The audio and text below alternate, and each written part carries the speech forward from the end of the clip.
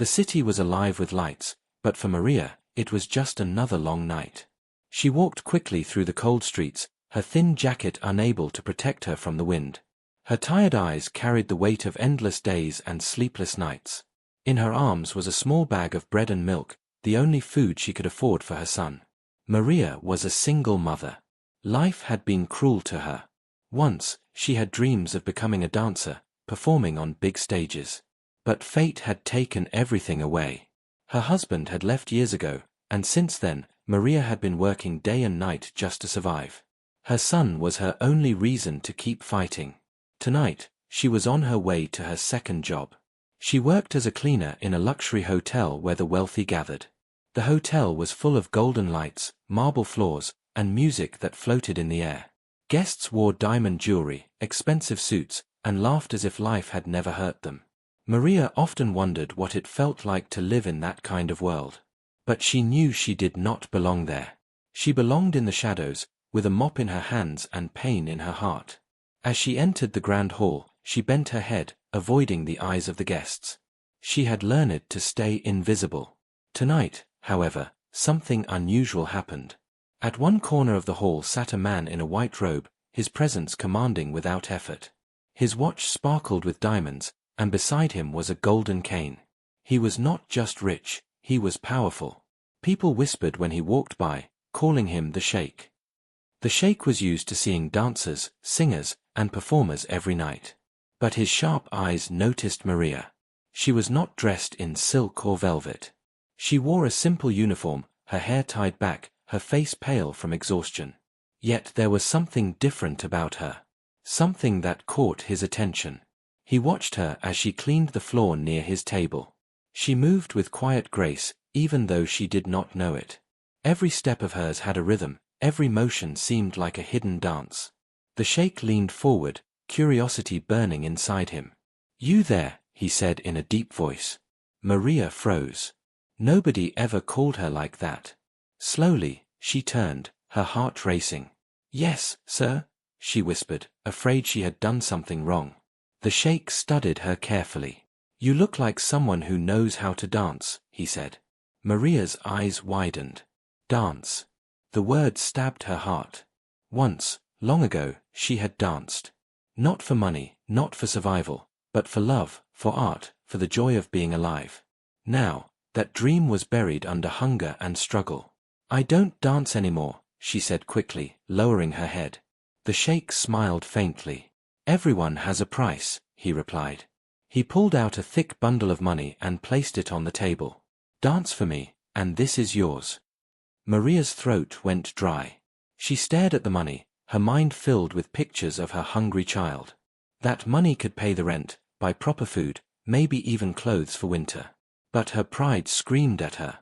To dance in front of strangers like this, it was humiliating.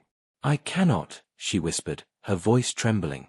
The Sheikh leaned back, his eyes sharp. "You refuse." Maria nodded slowly. For a moment, silence hung heavy in the air. The music from the hall faded in her ears. She could feel the eyes of others watching.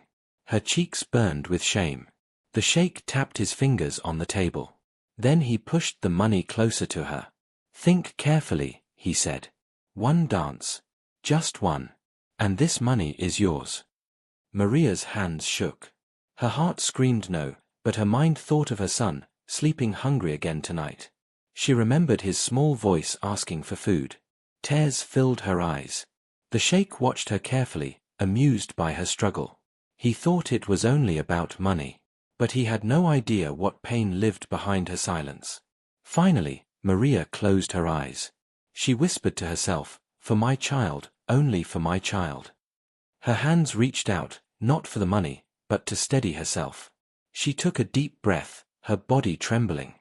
The Sheikh's eyes lit up with interest. A cold smile spread across his face. He thought he had won. But as Maria slowly stepped forward, there was no victory in his eyes, only the beginning of something he could never expect. The music in the hall changed, and the crowd turned their attention. Maria lifted her head, her heart heavy with pain. Her dance was about to begin. The hall grew silent as Maria stepped into the center. She did not belong there, and she knew it. Her simple clothes, her tired face, her trembling hands, everything about her looked out of place among the golden lights and the wealthy guests. Yet all eyes were now on her. The sheikh leaned back in his chair, a faint smile playing on his lips. He expected entertainment, something to make him laugh or pass the time. But Maria was not a performer from his world. She was a mother carrying the weight of survival. The music began to play softly. Maria closed her eyes for a moment, trying to gather the courage she no longer had. Her heart beat fast, and her body felt heavy. She whispered in her heart, "This is for my son, only for him." Her first steps were slow, almost awkward. Her legs trembled, and her hands shook. Some of the guests giggled, expecting a poor show. But then something changed. Maria began to move not like a dancer from the stage, but like a soul trying to speak. Her body told a story. Every step was filled with sorrow, every turn carried the pain of sleepless nights, every motion carried the hunger she had endured. The hall grew quiet again. The giggles faded. People were not watching a performance, they were watching her pain. The sheikh's smile slowly disappeared. He had seen countless dancers, women who performed with fire and glamour. But Maria was different. She was not dancing for pleasure. She was dancing for survival. Her tears began to shine under the lights as they rolled down her cheeks. Every gesture of hers spoke silently, of the nights she cried alone, of the meals she skipped to feed her son, of the dreams she had buried deep inside. The sheikh leaned forward, his eyes narrowing. Something inside him stirred, though he did not understand it yet. Maria's movements grew stronger, more desperate. She spun, her arms trembling, her body almost breaking under invisible chains. She was not just dancing, she was fighting. Fighting her fate, fighting her poverty, fighting the shame of this very moment. The crowd, who had first looked with curiosity, now sat in silence. They could feel her struggle without a single word spoken. The sheikh, however, was not used to feeling this kind of discomfort. He shifted in his seat. His pride whispered to him, "She dances because you told her to. This is your power." Yet another voice inside him said, "No, this is not your victory. This is her pain." Maria's tears fell freely now. Her chest rose and fell heavily as she tried to finish. Her body wanted to stop, but her mind repeated only one thought, "My son must eat. My son must survive." When the music slowed, she finally stopped. She stood there, breathing hard, her face wet with tears. The hall was silent. No applause. No laughter. Only silence. For a long moment, nobody moved. Then the sheikh slowly clapped his hands. A soft, slow clap. Others followed out of respect, but the sound was weak, hesitant. It was not the applause of entertainment, it was the uneasy response of people who had seen something too raw, too real. Maria lowered her head, ashamed. She had given a piece of her soul away in front of strangers. She felt exposed, broken. The sheikh signaled with his hand, and the money was placed before her. The thick bundle sat there like a heavy stone, tempting and cruel at the same time. Maria stared at it, her eyes red. She reached out slowly and picked it up, her hands trembling. With that money, her child would not go hungry tonight. But in her heart, she felt a wound deeper than hunger. The sheikh leaned forward, studying her carefully. For the first time, he spoke softly.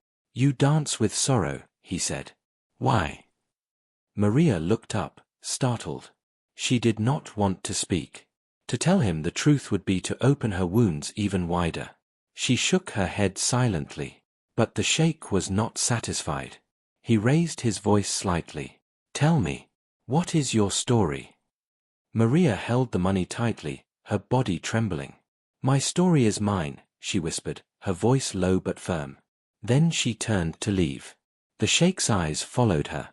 He was not used to rejection, not used to being ignored. Curiosity burned inside him. This woman was not like the others. She carried a mystery he wanted to uncover. As Maria disappeared into the shadows of the hall, he leaned back in his chair, restless. For the first time in years, he felt something unusual, an ache in his heart that even his wealth could not silence. He tapped his cane on the floor and whispered to himself, "This is not the end. I will know her truth." Maria walked quickly out of the golden hall, her heart beating wildly. The bundle of money felt heavy in her hands, almost like a curse. She should have felt relief, but instead, shame burned inside her. She had danced in front of strangers, not for joy, not for art, but because her child was hungry. Her footsteps echoed in the quiet corridor of the hotel. She reached the back door, pushed it open, and stepped into the cold night air. The city lights blurred in her eyes as fresh tears fell. She held the money close to her chest, whispering, "Forgive me, my son. I had no choice." Inside the hall, the sheikh did not move from his seat. The other guests returned to their conversations, but his mind was restless. He could not forget the look in her eyes, the pain in her dance. He had expected amusement, yet instead, he felt guilt pressing against his pride. He called one of his men and gave a quiet order, "Follow her. Find out who she is." Maria hurried home, her steps uneven from exhaustion. She climbed the broken stairs of her old building, the walls stained and cracked. Inside her small room, her son lay curled up under a thin blanket, fast asleep. His small chest rose and fell, his lips dry from hunger. Maria knelt beside him, brushing his hair gently. She placed the money on the table and whispered, "Tomorrow, you will eat. Tomorrow, I will buy you warm clothes." Her voice broke, but she forced herself to stay strong. The next morning, she went to the market and bought bread, milk, rice, and a little meat. For the first time in weeks, her son ate until his small belly was full. His smile filled the tiny room with light, and Maria felt a moment of peace. But that peace did not last. That night, as Maria prepared to leave for work again, she found the same man waiting near the hotel. The sheikh stood by his car, his cane in hand, his eyes fixed on her. She froze, her breath catching. He walked toward her slowly, his voice calm but firm. "You left last night without answering me." Maria lowered her head. "I gave you what you wanted. There is nothing more." The sheikh studied her face. "You danced with tears. That is not normal. Tell me, why does a woman dance like that?" Maria's chest tightened. She wanted to walk away, but something in his gaze held her. His voice carried authority, yet there was a strange softness too. "I danced because I had no choice," she finally whispered. "Because hunger forces people to do what they hate. That is all." The sheikh's eyes darkened. He had seen hunger before in distant lands, but never this close, never this raw. For a moment, he felt a sting of shame for making her expose her pain. But instead of leaving her alone, he tested her further. He pulled out another bundle of money, larger than before. "Dance again. This time, I will pay double." Maria's heart sank. She stepped back, shaking her head. "No. I will not." "Why not?" he asked, his tone sharp. "Because yesterday, I lost a part of myself," she said, her voice trembling. "One dance for survival, yes. But two. That would mean I am selling my soul. And I will not do that." Her words cut through the air. The sheikh felt something he had not felt in years, respect. Most people bent to his will. They obeyed when he spoke. But this woman, poor and fragile, dared to refuse him. For a moment, he said nothing. Then he asked quietly, "What do you live for?" Maria lifted her head. Her eyes, though tired, shone with fire. "I live for my son. He is the reason I breathe. The reason I walk through shame and pain. Everything I do is for him." The sheikh felt his chest tighten. Her words were simple, but they carried a strength that pierced through his pride. Yet he still could not understand why her struggle disturbed him so deeply. He turned away, frustrated with himself. That night, he could not sleep. Her face, her tears, her words, everything haunted him. He saw her son in his imagination, sleeping hungry in a broken home. He felt something stir in his heart, something he thought had died long ago, compassion. The next day, he gave another order to his men. "Find where she lives. I want to see for myself." And so, that evening, the sheikh stood quietly outside Maria's small room. He did not knock. He simply watched from the shadows as Maria tucked her son into bed, covering him with the same thin blanket. He saw the cracked walls, the broken furniture, the empty shelves. He saw a mother sacrificing herself every second for her child. For the first time, the wealthy sheikh felt his wealth meant nothing. His gold, his cars, his diamonds, none of it carried the strength that this poor woman carried in her heart. His hand tightened around his cane. He whispered to himself, "She is stronger than all of us." But in that moment, he also made a silent vow, he would not walk away. The sheikh stood in the shadows of the street, watching the little room that Maria called home. The window was small, the curtains thin, and through them he could see enough to understand her life. He had expected to feel pity, but what he felt was something far deeper. He felt disturbed, unsettled, almost ashamed of the life of comfort he had always taken for granted. Inside, Maria was helping her son finish his homework under the weak light of a single lamp. The boy's pencil was short and almost broken, but he wrote with determination. Maria sat beside him, her eyes soft with pride. She had no riches to give him, but she gave him love, warmth, and strength. The sheikh's chest tightened. He had everything, palaces, servants, endless money, yet he had never known love like this. His life was filled with power, but empty of meaning. Watching them, he realized Maria, in her poverty, was richer than him in spirit. The next day, he called his driver and returned to the hotel where he had first seen her. He waited in the same corner, his sharp eyes searching. When Maria entered, wearing the same simple uniform, she lowered her head, trying not to notice him. But he called out. "You avoided me last night," he said firmly. Maria froze, then slowly turned. "You should leave me alone," she whispered. "I cannot," he replied. His voice was steady, but his heart was restless. "I saw your home. I saw your child. I know your truth now." Maria's face paled. Her hands trembled. You followed me." "Yes," the sheikh admitted. "I had to see. I had to understand why your dance carried such pain." Maria's eyes filled with tears, not of weakness, but of anger. "You had no right," she said sharply. "My life, my suffering, it is not entertainment for you. It is not a story for you to study." The hall grew quiet as some guests turned their heads. Maria lowered her voice, but her words cut like a knife. "Yes, I am poor. Yes, I suffer. But my dignity is mine. Even if the world takes everything, I will hold on to that." The sheikh had faced kings, businessmen, and rivals who bowed before him. But this poor woman stood in front of him with a courage that shook him. For the first time, he felt powerless. He lowered his eyes, ashamed. "You are right. I had no right. But listen to me, Maria, you are wasting your life on suffering. You deserve better." Maria's lips trembled. "Better? And who will give it to me? The world has already taken everything. My dreams died long ago." Her words hung heavy in the air. The sheikh leaned forward. "What dreams?" Maria's eyes filled with memories.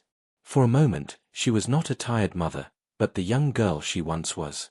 "I wanted to dance," she whispered. "Not like what I did for you that night. Not for money. I wanted to dance on a stage, under lights, where people could see art, not pain. I wanted to make my parents proud. I wanted my son to see me shine." She stopped, her voice breaking.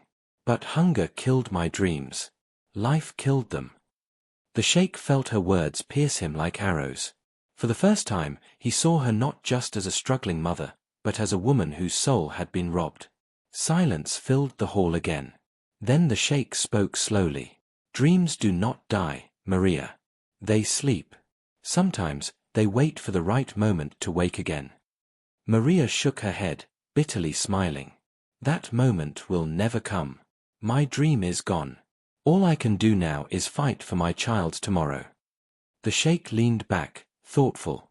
He had always believed that money could buy anything. But standing in front of Maria, he realized money could not buy her strength, her dignity, or her love for her child. It humbled him in a way he had never imagined. That night, as Maria returned home, she carried heavy thoughts. She had revealed more of herself than she ever planned. She felt weak for opening her heart, yet strangely lighter, too. The sheikh, on the other hand, sat alone in his grand hotel suite, staring at the city lights. Her words echoed in his mind, "My dream is gone. All I can do now is fight for my child's tomorrow." He tapped his cane on the floor, restless. For the first time, his wealth felt meaningless. What good was all his power if it could not heal one broken dream? His decision grew slowly inside him. He could not walk away now.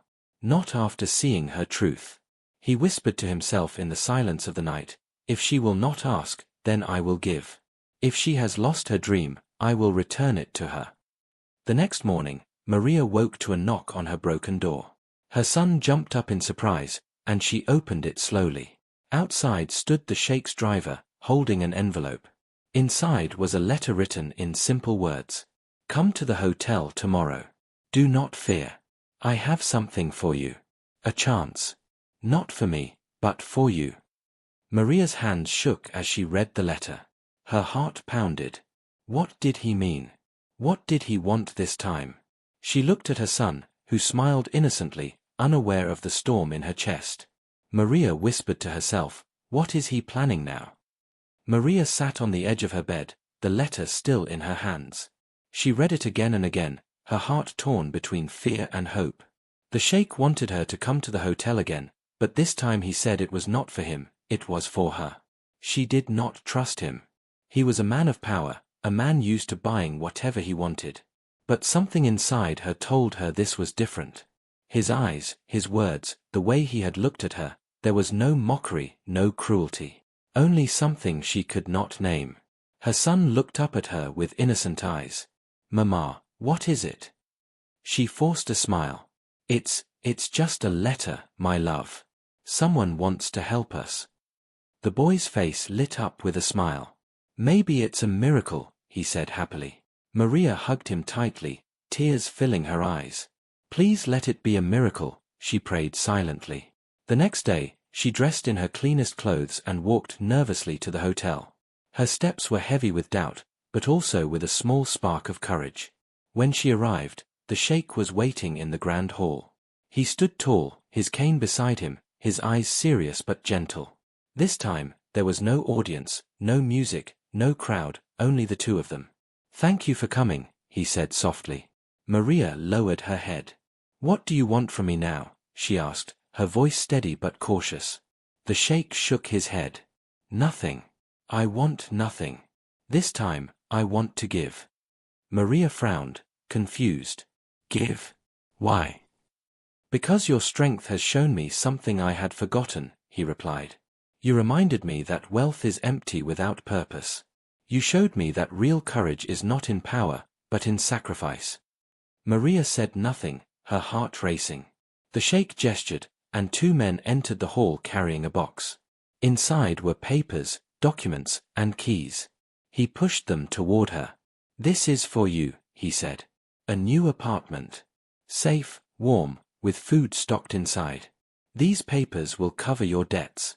And here," he paused, holding a separate folder, "is a place for your son in the best school in the city."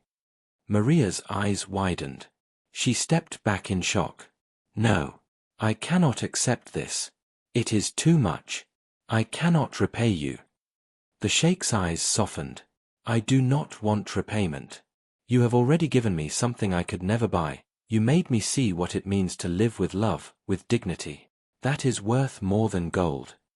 Maria's hands trembled as tears fell down her cheeks.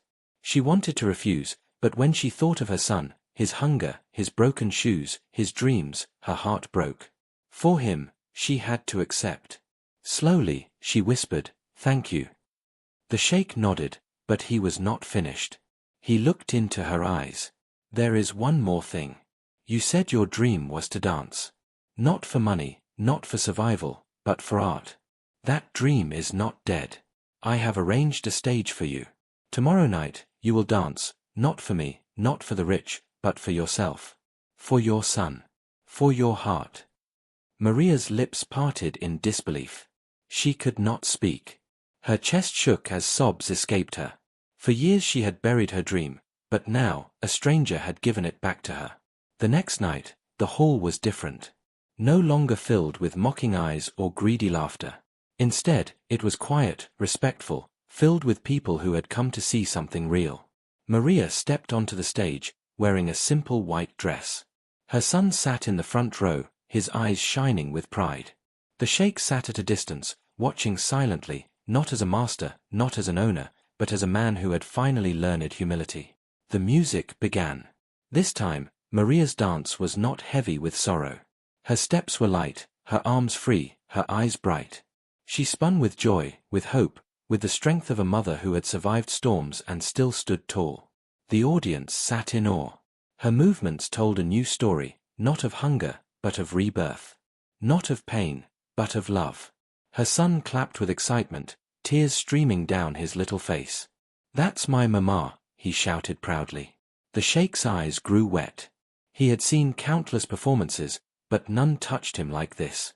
This was not a show. This was a soul returning to life. When the music ended, the hall filled with thunderous applause. Maria stood in the center, her chest rising with breath, her eyes shining with tears of joy. For the first time in years, she felt alive. Not as a servant, not as a victim, but as a woman who had found her voice again. Later, as the hall emptied, Maria approached the sheikh. She bowed her head slightly. "You changed my life. I will never forget this." The sheikh smiled gently. "No, Maria. You changed mine first. You reminded me what it means to be human." They stood in silence for a moment, two very different souls bound together by one truth: compassion is richer than gold. Maria returned home with her son, holding him close. For the first time, she believed tomorrow could be brighter. And the sheikh, as he watched them disappear into the night, whispered to himself, "True wealth is not in what we keep, but in what we give." Maria's new apartment smelled of fresh paint and hope. The walls were smooth, the lights bright, and for the first time in years, she and her son had more than one room to live in. Her son ran from corner to corner, laughing with joy, touching every wall as if he could not believe it was real. Maria stood in the doorway, watching him with tears in her eyes. She had always dreamed of giving him a safe home, but she never thought it would happen. The keys in her hand felt like the weight of a miracle. Still, deep inside, Maria was uneasy. Life had taught her that good things never lasted. She wondered, why me? Why would a man of such power care for someone like me? The sheikh, meanwhile, had returned to his world of wealth and luxury, but nothing felt the same. He sat in his grand suite, surrounded by gold and marble, yet his mind was filled with Maria's face, her son's smile, her dance of joy. For years, he had lived with pride and distance, never letting emotion touch him. But now, he felt connected in a way he could not explain. The next evening, Maria's first official performance was arranged. It was not in a nightclub or a crowded hotel hall, but in a cultural theater, where art was respected. The sheikh had quietly arranged it, inviting people who came not for gossip or spectacle but to witness true expression. Maria stood backstage, her heart pounding. She wore a simple flowing dress, her hair tied neatly, her son holding her hand. He whispered, "Mama, you can do this. I believe in you." She kissed his forehead. "Then I will dance, not just for me, but for you." When she stepped onto the stage, the audience greeted her with quiet respect. The music began, and Maria let her heart lead her. She danced not for money, not for survival, but for freedom. Her body moved like water, her arms like wings, and her face shone with a joy that lit the room. The sheikh watched from the shadows of the balcony. His chest swelled with pride, but also with something deeper. For the first time, he realized that helping Maria was not an act of charity, it was a gift to himself, too. Through her, he had rediscovered humanity. When the performance ended, the applause shook the hall. Maria bowed with tears in her eyes. Her son clapped louder than anyone, shouting, "That's my mama," again, just like before. The audience smiled warmly at the little boy's voice, touched by the bond between mother and child. But not everyone was pleased. Among the crowd, a wealthy woman whispered sharply to her friend, "Do you see her? A poor cleaner on this stage. This is disgraceful." Maria overheard the words as she left the stage. For a moment, her heart sank. Doubt returned. Do I really belong here? Or is this kindness only temporary? Later that night, when she was alone, Maria confessed her fear to the sheikh. They will never accept me. To them, I will always be the poor woman who cleaned their floors. No matter how much I dance, I will never belong. The sheikh looked at her, his eyes steady. Do not measure yourself by their judgment. You are not here because of money or class. You are here because you have something they do not, a soul strong enough to survive suffering and still shine. That cannot be bought or mocked. Maria stared at him, speechless. His words touched a wound she had carried for years. For the first time, she began to believe that perhaps she truly deserved this new life. Days turned into weeks, and Maria's performances grew more admired. People spoke of her not as a poor woman, but as an artist who danced with heart. Her son thrived in school, his smile growing brighter each day. But with every success, Maria felt the weight of responsibility. She often asked herself, is this real? Will it last? Or will it all disappear like a dream? The sheikh, too, wrestled with questions. His heart had changed, but his world had not. He was still a man of wealth, power, and status. People would never understand why he cared for a woman like Maria. He risked his reputation, his pride, and perhaps even his own peace. One evening, he stood alone on the balcony of his suite, looking at the stars. He whispered to himself, I gave her back her dream, but perhaps she has given me something greater. A reason to live. At that same moment, Maria sat by her son's bedside, watching him sleep. She whispered softly, I don't know why God sent him into our lives, but maybe our story is just beginning. Neither of them knew that their paths, already entwined, were about to face new challenges, tests of trust, whispers of the world, and choices that could change everything again.